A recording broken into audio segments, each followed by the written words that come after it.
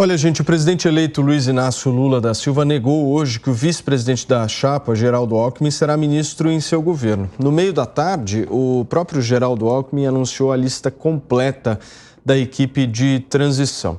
Alckmin afirmou que Guido Mantega, ex-ministro da Economia, fará parte da equipe econômica nesse processo de transição. Mantega atuará em um grupo nomeado Planejamento, Orçamento e Gestão, bem ao lado do deputado federal Enio Verri, a economista Esther Dweck e Antônio Corrêa de Lacerda, presidente do Conselho Federal de Economia.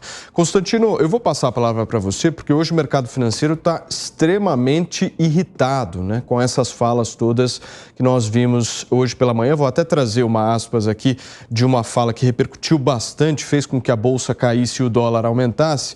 Abre aspas para o presidente Lula: por que as mesmas pessoas que discutem com seriedade o teto de gastos não discutem a questão social do país? Porque o povo pobre não está na planilha da discussão da macroeconomia.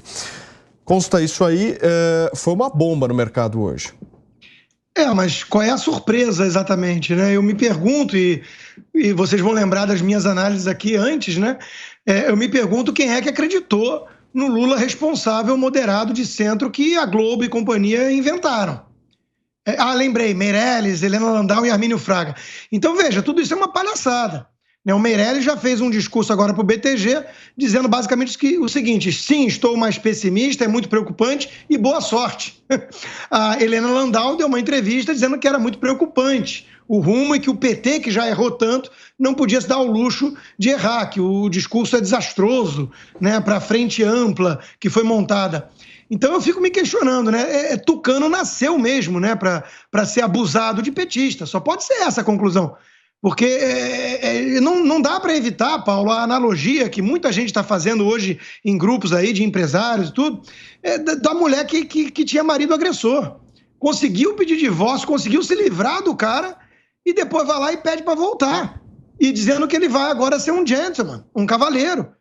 Eu lamento dizer, se voltar a apanhar é meio merecido, né? Ou não? Pessoas que não aprendem nem com a experiência própria.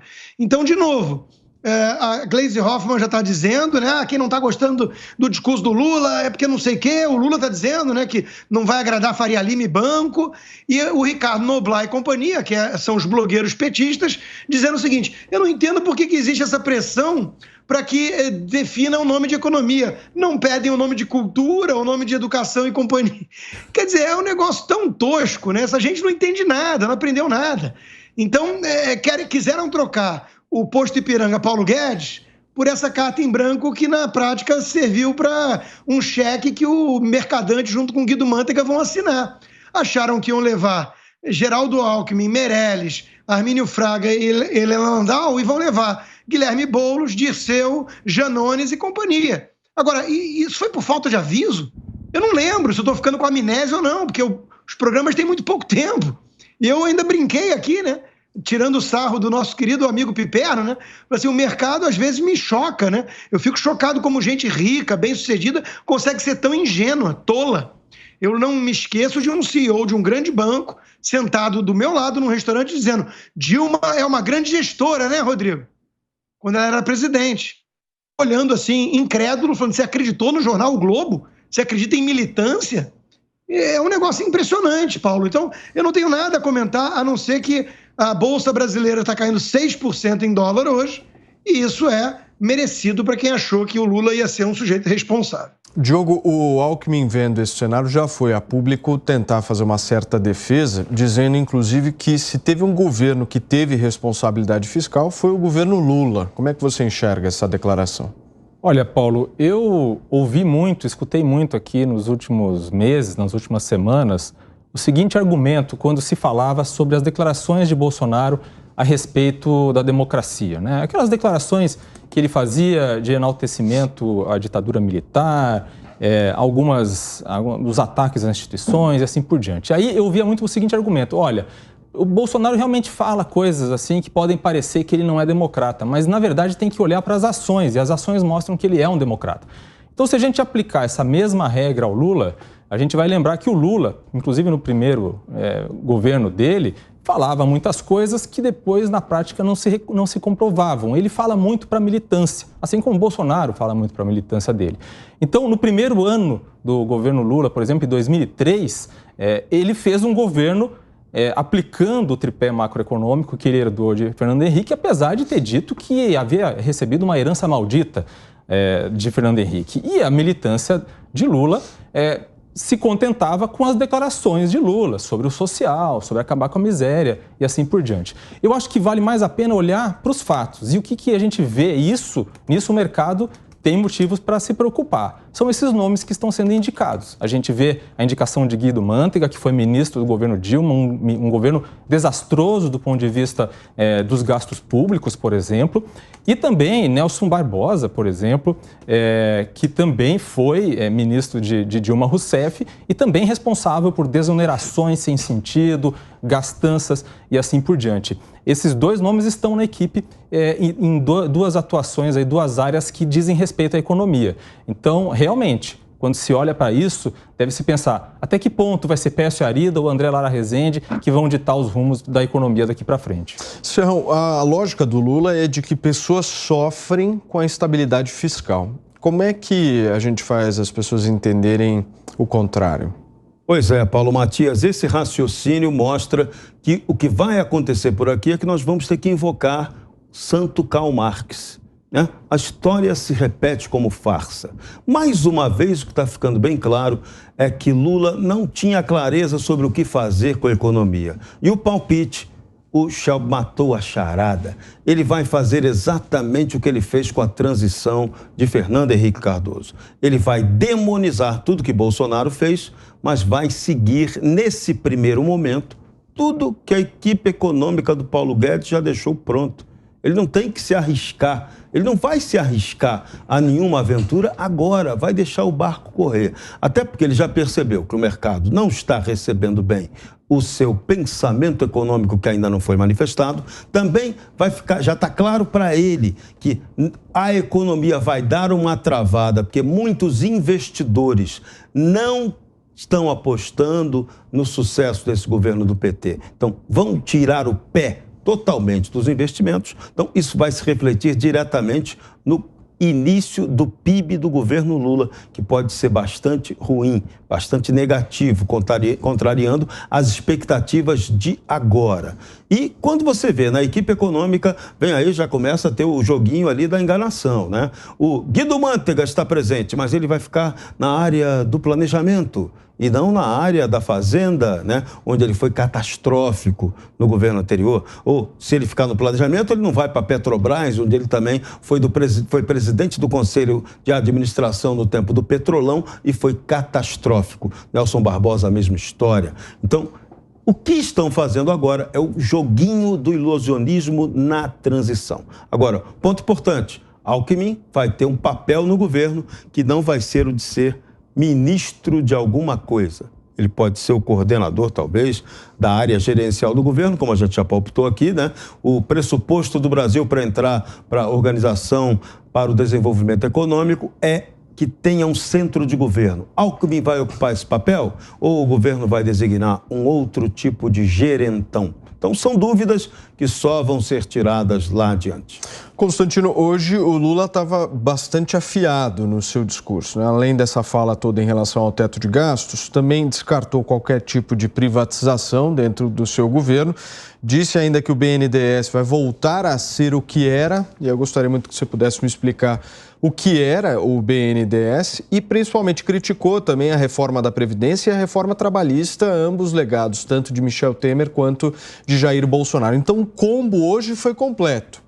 E faltou ainda um detalhe, reunião com Alexandre de Moraes para falar de regulação das mídias sociais, né? Censura, em português claro, que já estamos vendo na prática antes de Lula assumir a presidência, né? Enquanto isso, o presidente Bolsonaro está reunido com todos os generais do país. Cada um tem um perfil, né?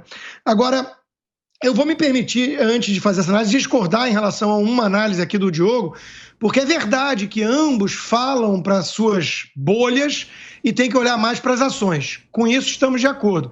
Mas veja, Bolsonaro o tempo inteiro reforçou que jogava dentro das quatro linhas, que queria reformas nessa direção e que era democrático e tudo mais. Ele não fez discursos diametralmente opostos às suas ações. Ele tinha arroubos, retóricas, muitas vezes inflamadas. Mas o conteúdo, a essência, era condizente com as ações do seu governo, que sempre foi um governo democrático. Já o PT, não. O PT de Lula, primeiro que fez essas promessas, revogar lei trabalhista para voltar ao imposto sindical e liberar mortadela para os seus militantes, né? Manifestações violentas. Ele quer regular a imprensa, censurar as redes sociais, ele quer furar o teto, ele falou tudo isso. A turma é que resolveu acreditar num Lula moderado que eu não sei de onde tiraram, a não ser dos editoriais do Globo. De onde tiraram isso? O sujeito bajula Maduro, grava vídeo pedindo voto para Maduro, defende o companheiro Daniel Ortega.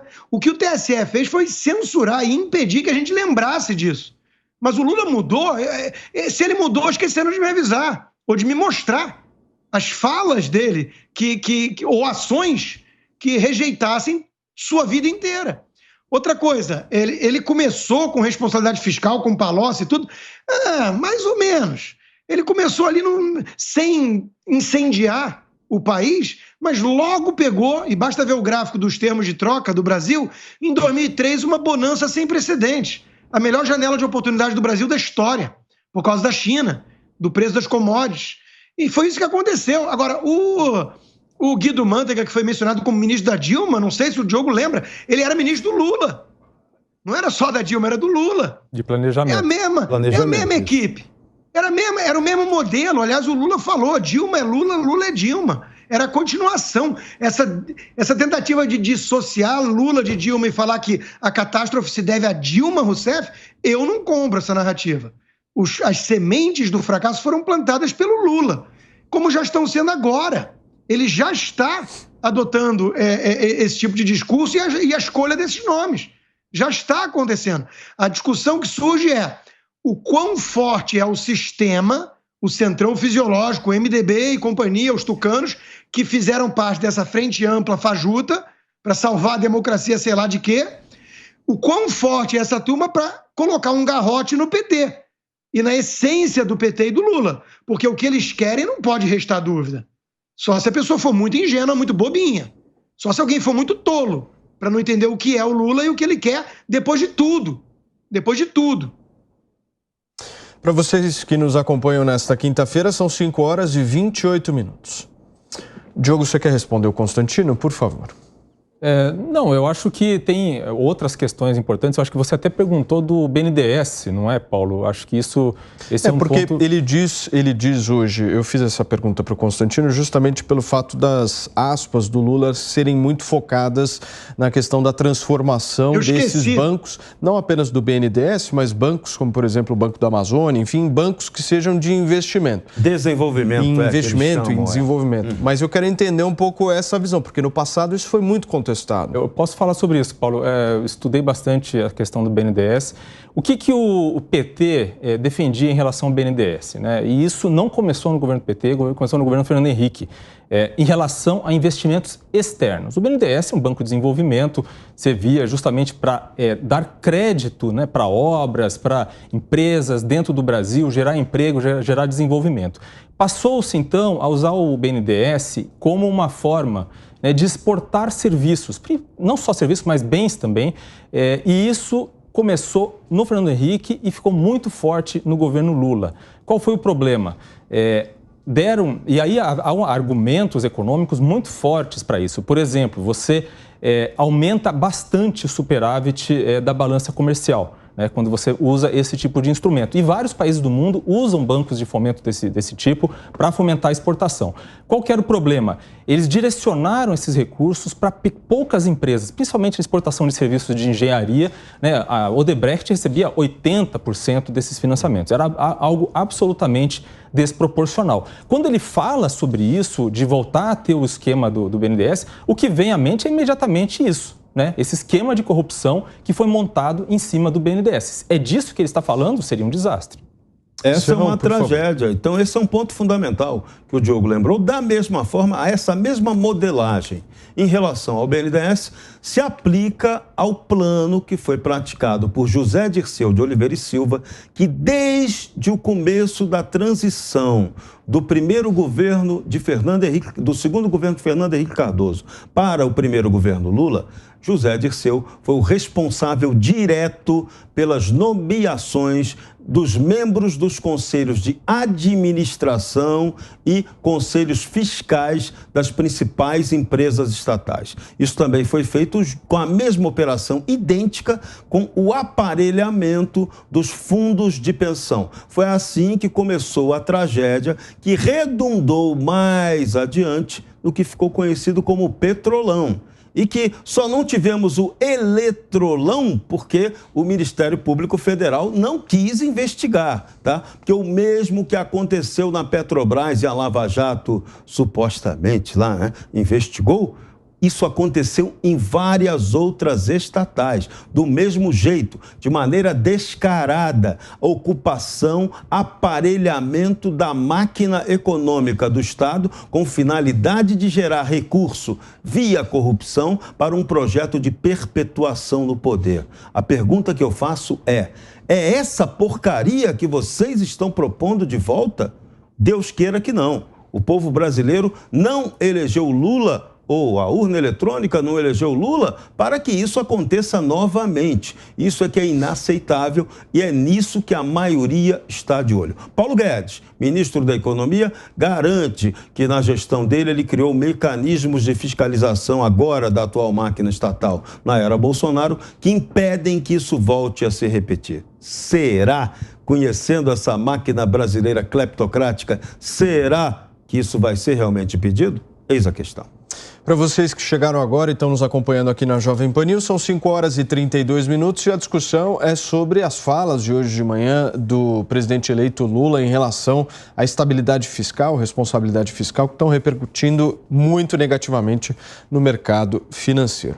Diogo, vamos falar um pouquinho de Ministério da Fazenda, Ministério de Planejamento. Na sua experiência jornalística, hoje nós temos vários nomes aí elencados, colocados, enfim, muita especulação também, mas a linha de raciocínio hoje vai ser a linha mais de esquerda ou mais ao centro na área econômica? Essa é a grande questão. Se eu soubesse a resposta, eu estaria ganhando dinheiro Todos nós queremos saber disso, Diogo. Olha, eu vejo isso da seguinte forma, eu concordo com o que o Serrão falou. Eu acho que o presidente eleito Lula não vai fazer grandes aventuras nessa área nesse primeiro ano de governo. Então, eu apostaria numa linha mais moderada, mais na linha de Alckmin, tá? Me permita fazer uma observação nessa sua fala. Sim. Se a linha dele será essa, por que o discurso de hoje?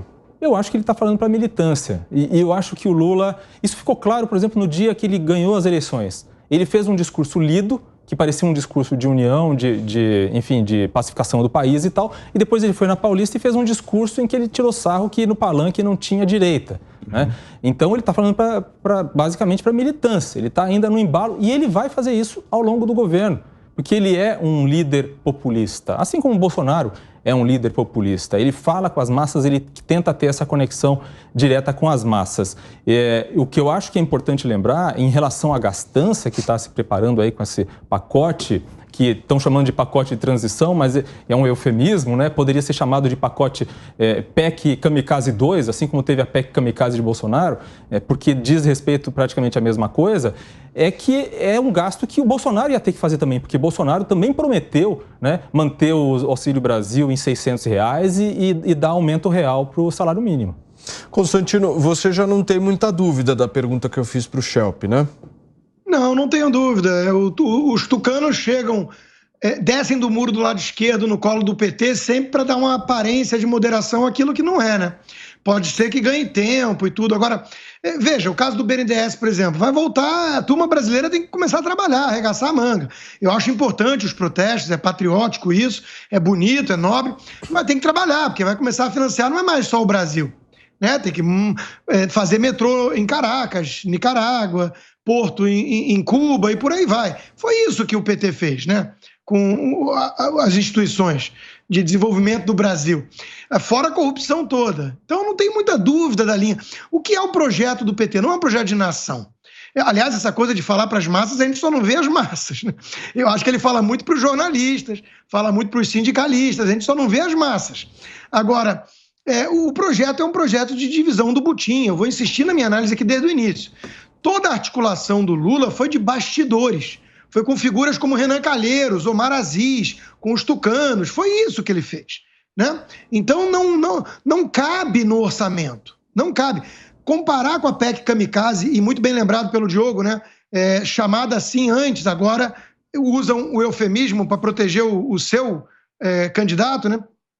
Mas o fato é que não é uma comparação justa. Por quê? Porque o Paulo Guedes é um cara responsável. Ele estava preparando com toda certeza instrumentos para que não seja só aumentar gasto. Isso é uma coisa evidente. Aliás, toda a agenda de reformas, de privatização, mirava nisso. Então, é óbvio que não dá para comparar. O PT, ele é perdulário por essência. Ele só pensa em aumentar gastos. E aí vem o problema, ele fala em aumentar impostos. Essa é a essência do PT. É uma turma uma frente ampla de pilhagem e precisa atender a muitos interesses. E para isso precisa de recursos públicos. Então é disso que se trata. Não há muita surpresa aqui. Não tem ninguém ali com uma visão de país, uma visão responsável, que entenda o mínimo de economia, de sustentabilidade. Não existe isso. Não existe nessa turma, né? Então, o melhorzinho deles, que todo mundo menciona como esperança, era um cara que participou do Plano Real lá atrás, quando eu era criança, e desde que eu me entendo por gente, é um marinheiro. André Lara Rezende é marinheiro, acima de tudo, né? Tem muito tempo que o discurso dele, as entrevistas dele, não são de um economista liberal, e sim de um economista globalista que acha que tem que delegar o controle à ONU para salvar o planeta. E que, aliás, iria prejudicar muito a economia brasileira, esse tipo de globalismo. Então, cá entre nós, não durmo tranquilo com o André Lara Rezende, ao lado de Marina Silva. Então, se fosse o Gustavo Franco, vai lá, né? Mas o Gustavo Franco não está com essa turma. Então, veja, Paulo, não há muita surpresa aqui. Roberto Campos precisa ser resgatado nessas horas. A gente tem que falar sério. Com essa turma aí, fica tranquilo, que o Brasil não corre o menor risco de dar certo. Serrão, eu queria te perguntar sobre essa questão envolvendo a função mesmo de Geraldo Alckmin no governo, né? Porque hoje o presidente eleito Lula disse que Geraldo Alckmin vai coordenar a transição e vai ter um papel fundamental no governo porque ele não disputa a vaga de ministro com ninguém. Você acha que o papel de Alckmin será crucial em 4 anos de governo ou você acha que é uma certa lua de mel aí dos primeiros meses, aquela coisa sempre que começa muito bem, mas termina mal? Esse é o ponto. Vai depender muito do poder de fogo de Geraldo Alckmin. E no meio desse caminho tem um fator que pode pesar muito nesse relacionamento. Esse fator se chama presidente Alexandre de Moraes. Tanto que nós temos que analisar a mais grave, talvez, notícia desse dia, que foi anunciada pelo portal da Veja, de que o presidente Alexandre de Moraes, presidente, né, teria pedido ao futuro presidente Lula que elabore um projeto sobre a regulamentação ou regulação dos meios de comunicação no Brasil.